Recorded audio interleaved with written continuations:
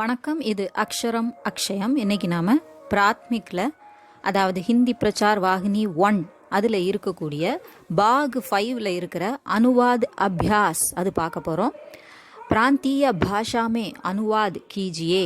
பிராந்திய பாஷா உங்களுடைய ரீஜனல் லாங்குவேஜில் அனுவாத் கீஜியே, டிரான்ஸ்லேட் பண்ணுங்க, மொழிபெயர்க்கணும் அப்படின்னு சொல்லியிருக்காங்க. அதில் பாடம் 1 பார்ட் 1 அது பார்ப்போம். ஒவ்வொரு இதுலேயும் 10 டிரான்ஸ்லேஷன் கொடுத்துருக்காங்க. நம்ம போதினியை படிச்சுட்டு அப்புறம் கிராமர் அந்த வீடியோஸ் எல்லாம் பார்த்துட்டு இதை பார்த்தீங்கன்னா உங்களுக்கு ரொம்ப ஈஸியாக இருக்கும். ஸோ போதினிக்கான பிளேலிஸ்ட்டையும், அதாவது பிராத்மிக்கில் இருக்கக்கூடிய போதினி அப்படிங்கிற சாப்டரில் இருக்கக்கூடிய பிளேலிஸ்ட்டையும், அதுக்கப்புறமா கிராமர் இருக்கும் அந்த பிளேலிஸ்ட்டையும் பார்த்துட்டு அதுக்கப்புறம் டிரான்ஸ்லேஷன் படிச்சிங்கன்னா உங்களுக்கு ஈஸியாக புரியும். இப்போ பார்க்கலாம். கோபால் இதர் ஆவோ, கோபால் இதர் ஆவோ, இதர் இங்கே, உதர் அங்கே. கோபால் இதர் ஆவோ, கோபால் இங்கே வா. கமலா உதர் ஜாவோ, கமலா அங்கே போ. தும் கிதாப் லாவோ, நீ புத்தகம் கொண்டு வா. அந்த ஆர்டர் படியே தான் இருக்குது. தும் நீ, கிதாப் புத்தகம், லாவோ கொண்டு வா. தும் வஹா பேட்டோ, நீ அங்கே உட்கார். தும் யஹா யஹ் கிதாப் படோ, நீ இந்த புத்தகத்தை படி. யஹ்னா இது அப்படின்னு ஒரு அர்த்தம் இருக்குது. பக்கத்தில் ஒரு பெயர் சொல் வந்துச்சுன்னா, இப்போ கிதாப் அப்படிங்கிற ஒரு நவுன் வருது இல்லையா, அதுக்கு முன்னால் யஹ் இருந்தது அல்லது வஹ் இருந்ததுன்னா இந்த அல்லது அந்த அப்படிங்கிற பொருள்படும். அதனால தான் அந்த கிராமரை பார்த்துட்டு இதை பாருங்க அப்படின்னு சொல்கிறது அதுக்கு தான். யஹ் காம் கரோ, இந்த வேலையை செய். தும் தூத் பிவோ, நீ பால் குடி. வஹ் கலம் தோ, அந்த பேனாவை கொடு. ஸோ இந்த வஹுக்கு பக்கத்தில் கலம் அப்படிங்கிற ஒரு நவுன் இருக்குது இல்லையா, அதனால் அந்த வஹுங்கிறது இந்த அந்த அப்படிங்கிற, யஹ்னா இந்த, வஹ்னா அந்த அப்படிங்கிற பொருள் தருது. யஹ் ருபயா லோ, இந்த ரூபாயை எடுத்துக்கொள். லோ எடு, எடுத்துக்கொள். ஆப் யஹா ஆயியே, நீங்கள் இங்கே வாருங்கள். ஸோ யஹ் ருபயா லோ அப்படிங்கிறத இந்த ரூபாயை எடு அப்படின்னு நம்ம சொல்லிக்கலாம். லே லோன்னு இருந்தால் எடுத்துக்கொள் ஆக்சுவலாக. ஸோ எடுத்துக்கொள்ளுக்கு வெறுமன லோ அப்படின்னு உபயோகப்படுத்துறதும் உண்டு. அடுத்தது பாடம் 2. வேலு கர் ஜாத்தா ஹே, வேலு வீட்டிற்கு போகிறான். ஸோ அந்த வீட்டிற்கு அப்படின்னு நம்ம தமிழில் எழுதணும். பட் ஹிந்தியில் கர் அப்படி தான் இருக்கும், கர்கோன்னு இருக்காது. ஏன்னா அக்ரிணை பொருளை பற்றி சொல்லும்போது கர்ங்கிறது உயிரற்ற பொருள் இல்லையா, நான் லிவிங் திங்ஸ் அப்படிங்கிறதுனால நம்ம அதில் கோங்கிற வேற்றுமை உறுப்பு போட மாட்டோம். அந்த ரூல்ஸ் இருக்குது. ஸோ அதனால தான் நம்ம கிராமரை பார்த்துக்கணும். முதல்ல கிராமர் அப்படின்னு ரச்சனான்னு ஒன்று இருக்கிறது இந்த டிரான்ஸ்லேஷனை எழுதுறதுக்கு யூஸ்ஃபுல்லாக இருக்கும். அந்த ரச்சனாவில் உள்ளது வச்சு தான் பேஸ் பண்ணி தான் இங்கே டிரான்ஸ்லேஷன் இருக்கும். ஸோ அதிலிருந்து டைரெக்டாக கேள்வி கேட்க மாட்டாங்க. கொஸ்டின், இந்த கொஸ்டினுக்கு அந்த கிராமர் உபயோகமாக இருக்கும். ஏன்னா நிறைய பேர் அதை கேட்டாங்க, ரச்சனாலேருந்து என்ன கொஸ்டின் வரும் கிராமர் பார்ட்லேருந்து. கிராமர் பார்ட்டுக்கான கொஸ்டின் எக்ஸசைஸ் இந்த டிரான்ஸ்லேஷன். யஹ் லடுக்கா ஹிந்தி படுத்தா ஹே, இந்த பையன் ஹிந்தி படிக்கிறான். தும் கியா கர்த்தே ஹோ, நீ என்ன செய்கிறாய். சீதா கானா காத்தி ஹே, சீதை பாட்டு பாடுகிறாள். தமிழில் நம்ம சீதான் கூப்பிட வேணால் சீதான்னு சொல்லுவோம், மற்றபடி சீதை அப்படின்னு தான் நம்ம சொல்லுவோம். அதனால் அது அப்படி கொடுத்துருக்காங்க. நீங்கள் சீதான்னு எழுதினாலும் தப்பு கிடையாது. மீனா கப்படா சீத்தி ஹே, மீனா துணி தைக்கிறாள். மே பாட்ஷாலா ஜாத்தா ஹூ, நான் பள்ளிக்கூடத்திற்கு போகிறேன். தும் கியா லிக்தே ஹோ, நீ என்ன எழுதுகிறாய். இது சிம்பிள் ப்ரெசன்டென்ஸ். இது எல்லாமே வருகிறாய், போகிறாய், வருகிறேன், போகிறேன். நீ என்ன எழுதுகிறாய். லடுக்கே மைதான் மே கேல்தே ஹேன், பையன்கள் மைதானத்தில் விளையாடுகிறார்கள். லடுக்கியா கானா சீக்தி ஹேன், சிறுமிகள், அதாவது இங்கே பெண்கள்னு கொடுத்துருக்கு, பெண்கள் பாட்டு கற்கிறார்கள். அங்கே பையன்கள்னு கொடுத்துருந்ததில்ல, அப்போ இங்கே சிறுமிகள், சிறுவர்கள், சிறுமிகள் அப்படின்னு கொடுக்கறது பொருத்தமாக இருக்கும். பெண்கள் பாட்டு கற்கிறார்கள். சீக்குனா அப்படின்னா கற்றுக்கொள்ளுதல், லேர்னிங், சும்மா ரீடிங் இல்லை. ஹம் கஹானி சுன்தே ஹே, நாங்கள் கதை கேட்கிறோம். அடுத்து பாடம் 3. ராம் படு ரஹா ஹே, இது கண்டினியூஸ். ஸோ இதில் ரஹா, ரஹே, ரஹி அப்படிங்கிறது உபயோகப்படும். கிராமர் ஒரு தடவை பார்த்துட்டு இதை பாருங்கள். ராம் படு ரஹா ஹே, ராம் ராமன் படித்து கொண்டு இருக்கிறான். நம்ம தமிழில் ராமன் அப்படின்னு சொல்லுவோம். இங்கிலீஷில் பாருங்கள் ராமா அப்படின்னு போட்டிருக்கு. ராம்னு எழுதலாம் இங்கிலீஷில், தமிழில் எழுதும்போது ராமன் அப்படின்னு எழுதுங்க. லடுக்கா பாட்டு சீக் ரஹா ஹே, சிம்பிள் ப்ரெசன்ட் டென்ஸில் சீக்தா ஹே அப்படின்னு இருக்கும், கற்கிறான் அப்படின்னு இருக்கும். சீக் ரஹா ஹே அப்படின்னா கற்றுக்கொண்டு இருக்கிறான். ஸோ லேர்னிங் அப்படின்னு இருக்குது. லேர்ன்ஸ் அப்படின்னு இருக்கிறது இங்கே லேர்னிங் அப்படின்னு நம்ம எழுதுகிறோம், அவ்வளோதான் வித்தியாசம்.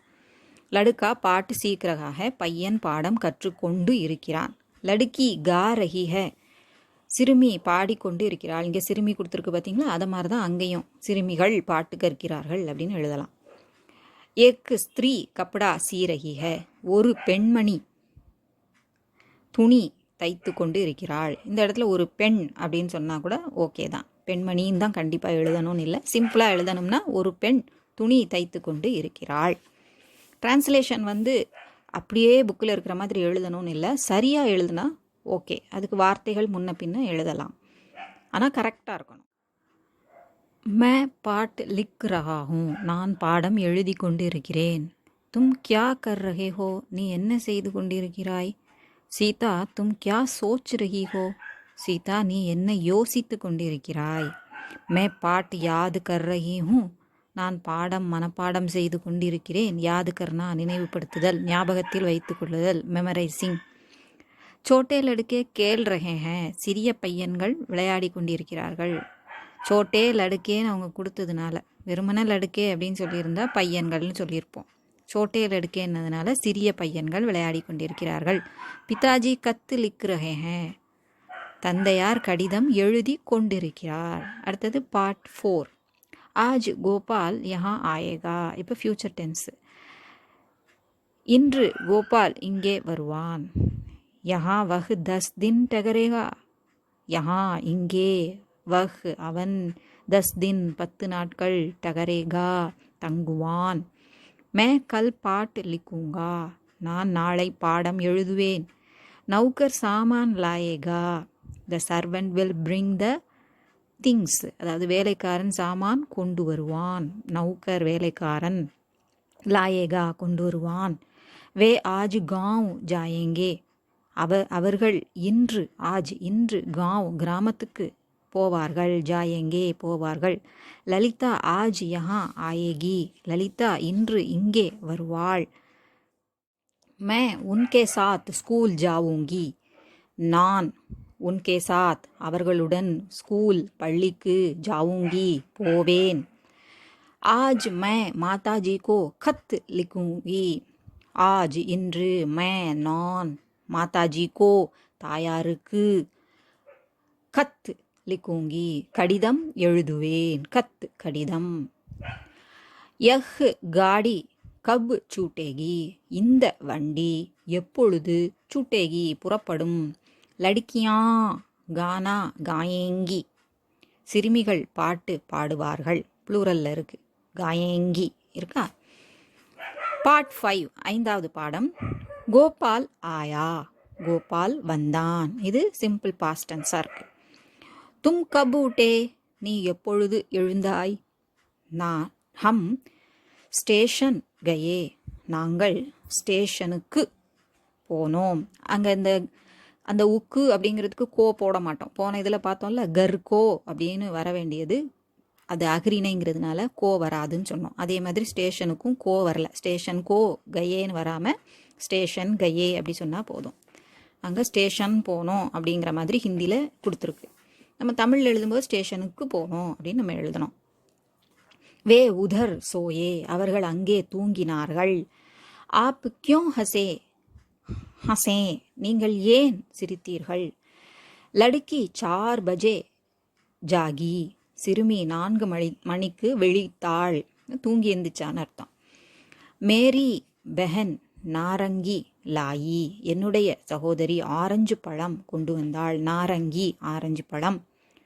அவுரத்தே காவேரி மே நஹாயி, ஈ, ஈக்கு மேலே புள்ளி இருக்குது, அதை கவனிக்கணும். ப்ளூரலுக்கு அவுரத்தே அப்படின்னு ப்ளூரல் இருக்குது. பெண்மணிகள் அல்லது பெண்கள் அப்படின்னு சொன்னாலே போதும். பெண்கள் காவேரியில் குளித்தார்கள்.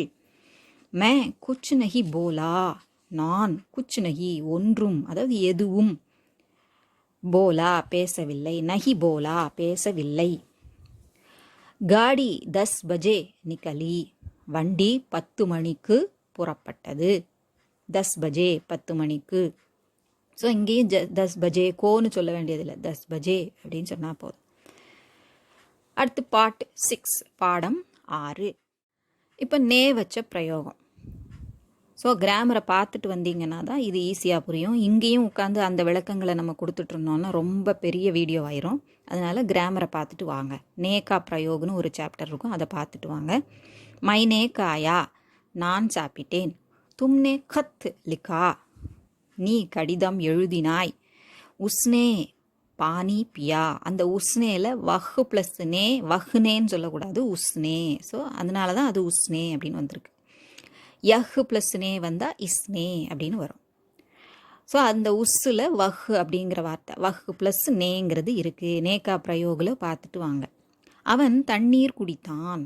உஸ்னே பானி பியா, அவன் தண்ணீர் குடித்தான். ஹம்னே தேகா, நாங்கள் பார்த்தோம். ஆப்னே சுனா, நீங்கள் கேட்டீர்கள். உஸ் ஸ்திரீனே காம் நஹி கியா, அந்த பெண்மணி வேலை செய்யவில்லை அல்லது அந்த பெண் வேலை செய்யவில்லை. மைனே 3 கேலே காயே, நான் 3 பழங்கள் சாப்பிட்டேன். ஸோ இந்த இடத்துல சிம்பிளாக சொல்லிக்கிறேன், கிராமரை நீங்கள் பார்த்துட்டு வாங்க. இருந்தாலும் உங்களுக்கு ஒரு சின்ன விளக்கம் இதில். நே வச்சு ஒரு சென்டென்ஸ் வந்தது அப்படின்னா அந்த வினை சொல், அந்த ஆப்ஜெக்ட் என்ன ஜெண்டரோ அதை பொறுத்து வரும், என்ன நம்பரோ, அதாவது சிங்குலரா ப்ளூரலா ஆண்பாலா பெண்பாலாங்கிறத பொறுத்து தான் வரும். இப்போ மைனே 3 கேலே காயேன்னு இருக்குது. இங்கே மே அப்படிங்கிறது சிங்குலர் தான், ஆனால் காயே அப்படின்னு கொடுத்துருக்கிறதுக்கு காரணம் அவங்க சாப்பிட்டது 3 பழங்கள், அது ப்ளூரல். ஸோ பழங்கள் அதை வச்சு தான் இந்த வினை. சாப்பிட்டது மே அப்படிங்கிற அந்த சப்ஜெக்டாக இருந்தாலும் அவங்க என்ன சாப்பிட்டாங்களோ அதை வச்சு தான். ஸோ நேங்கிற பிரயோகத்தில் இப்படி இருக்கும். ஸோ கண்டிப்பாக அந்த பிரயோகம் இருக்கக்கூடிய கிராமரை பார்த்துட்டு இதை பாருங்கள். சீதானே 4 ஆம் கரீதே, சீதை 4 மாம்பழங்கள் வாங்கினாள். ஆப்னே கஹானி சுனி, நீங்கள் கதை கேட்டீர்கள். தும்னே 10 ரூபாயே தியே, நீ 10 ரூபாய் கொடுத்தாய்.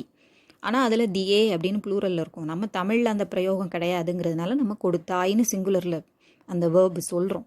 ஆனால் அங்கே ஹிந்தியில் நம்ம நே பிரயோகப்படுத்தும் போது 10 ரூபாயே 10 ரூபாய்கள் அப்படிங்கிற ப்ளூரல். தமிழ்லே நம்ம ரூபாய்கள்னு சொல்லிட்டு இருக்கிறது இல்லை, 10 ரூபாய்னு சொல்லிட்டு போயிடுவோம்.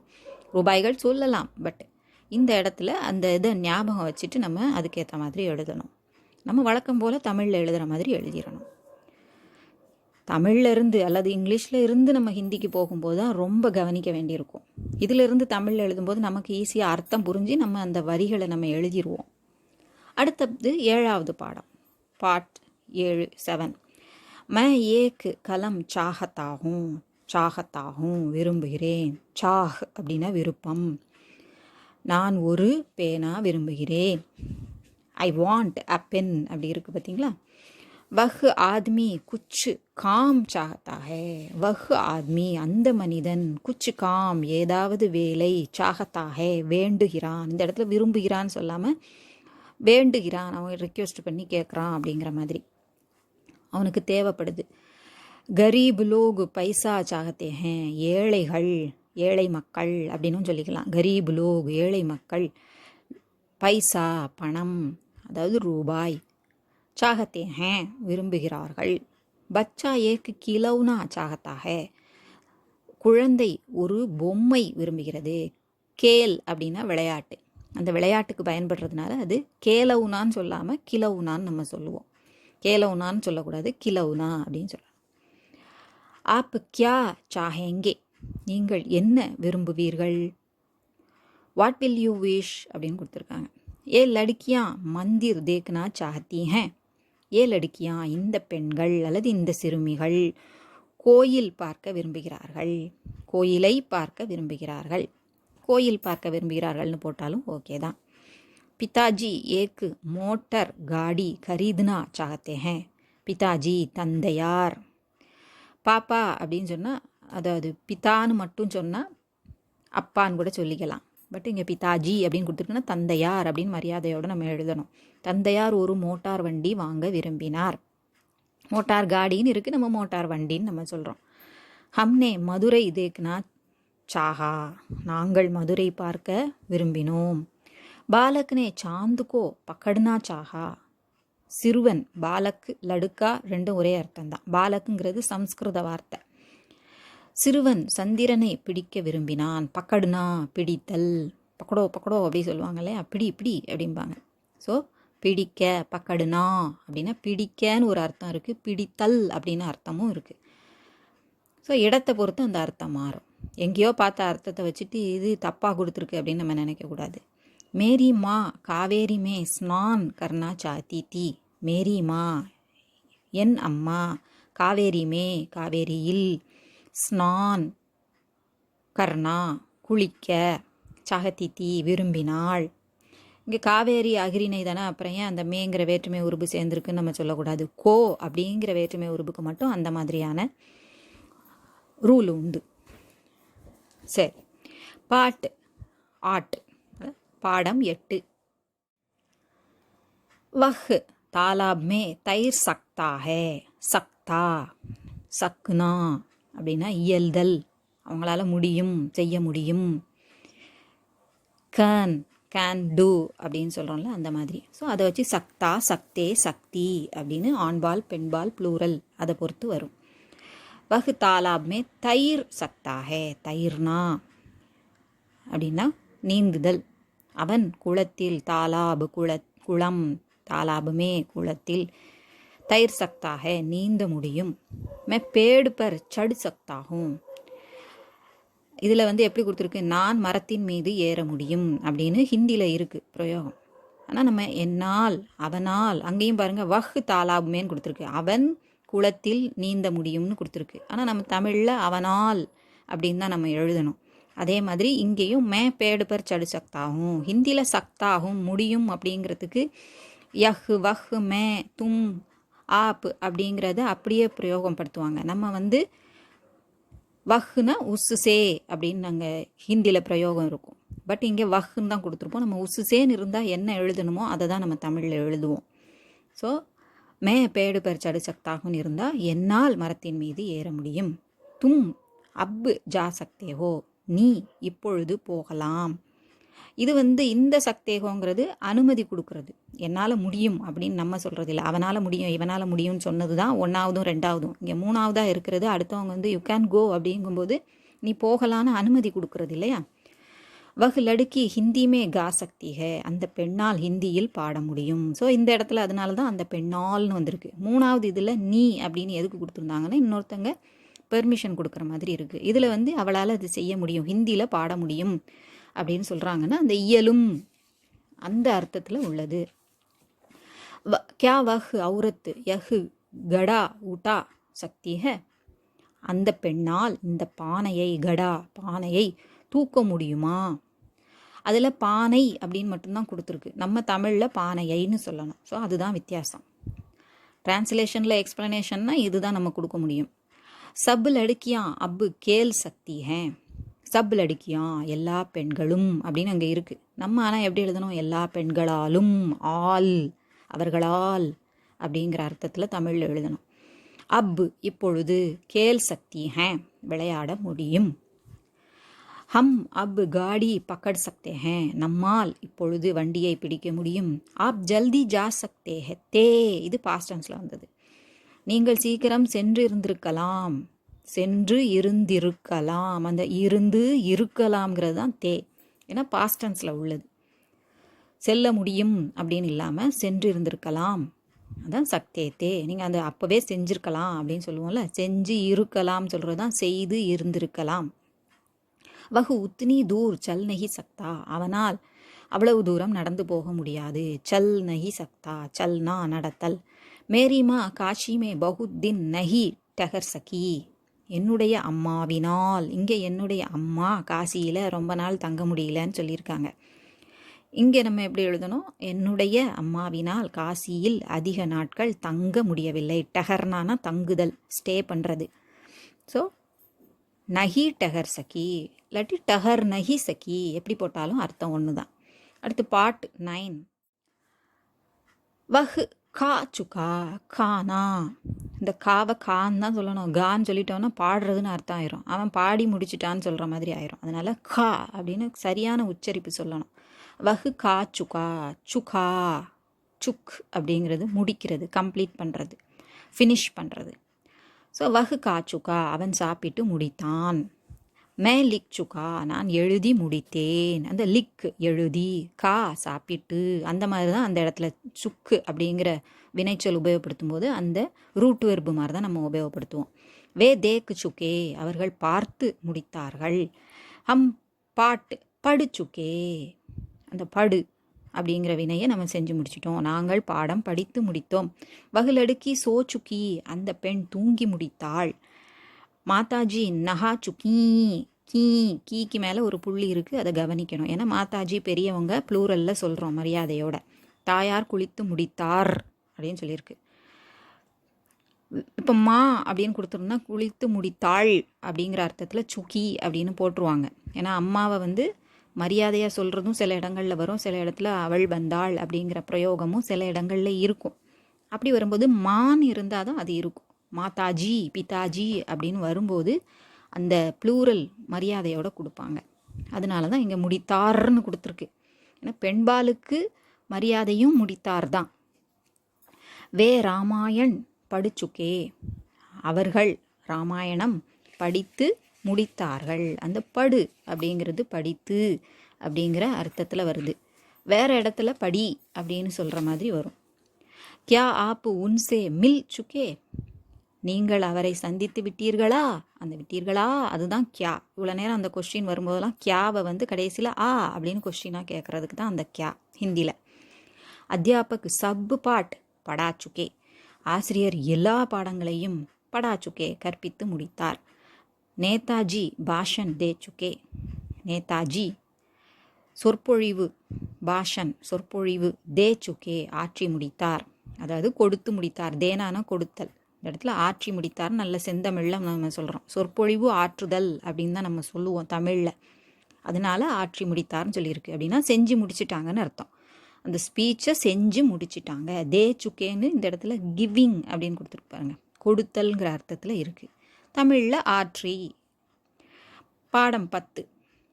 முஜே ஏக்கு கலம் சாகியே. இந்த இடத்துல சாகியே அது சாகத்தா படித்தோம். இது சாகியே வேண்டும், நீங்கள் இப்படியெல்லாம் நடந்துக்கணும் அப்படின்னு சொல்கிறதுக்கும் சாகியே.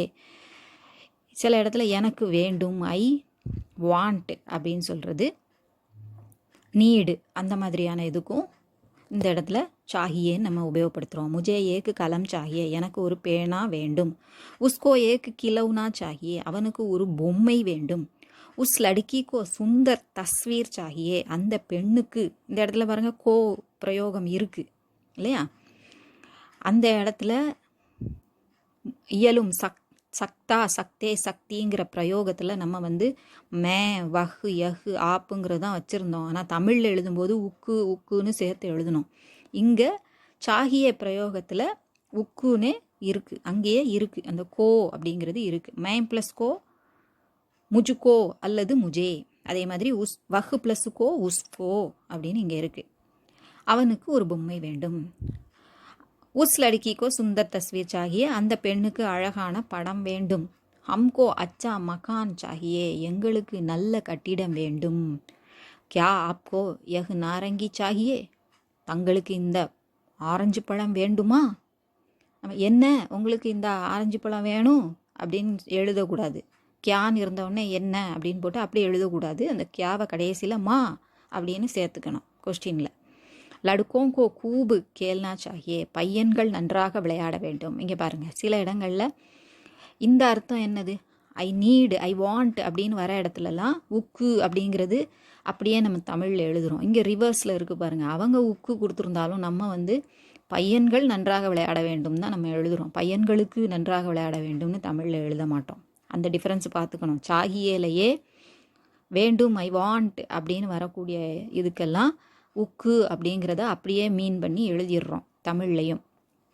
பட்டு இந்த மாதிரி செய்ய வேண்டும், அது அவங்க செய்ய வேண்டிய கடமை, அதுதான் சரி அப்படிங்கிற மாதிரி ஒரு ஆர்டர் மாதிரி, இது ஆர்டர்னும் சொல்ல முடியாது, இதுதான் விதி அப்படிங்கிற மாதிரி, செய்கிறது நல்லது அப்படின்னு ஒரு அட்வைஸ் மாதிரி சொல்லக்கூடிய இந்த விஷயங்களுக்கும் நம்ம நேர பையன்கள் அப்படின்னு தான் நம்ம எழுதுகிறோம். பையன்களுக்கு அந்த கோவோட பிரயோகத்தை தமிழில் காமிக்கக்கூடாது. தும்ஹே சபக் யாது கர்னா சாஹியே, நீ பாடம், சபக்னா பாடம், லெசன், மனப்பாடம் செய்ய வேண்டும். யாது கர்னா மனப்பாடம் செய்ய வேண்டும். ஆப்கோ சபேரே டஹல்னா சாஹியே, தாங்கள் காலையில் உலாவ வேண்டும். இங்கே தங்களுக்குங்கிற அர்த்தத்தில் இருக்குது. உஸ்கோ காஃபி நஹி பீனி சாஹியே, அவன் காபி அருந்தக்கூடாது. சப்கோ மில்கர் ரஹனா சாஹியே, அனைவரும் சேர்ந்து வாழ வேண்டும். அங்கே இருக்கிறதானா எப்படி இருக்குது, அனைவருக்கும் அப்படிங்கிறது இருக்குது. ஸோ அந்த டிஃப்ரென்ஸ் பார்த்துக்கோங்க. 5வது வரைக்கும் ஒரு மாதிரியான பிரயோகம், 6லேருந்து வேறு பிரயோகம்.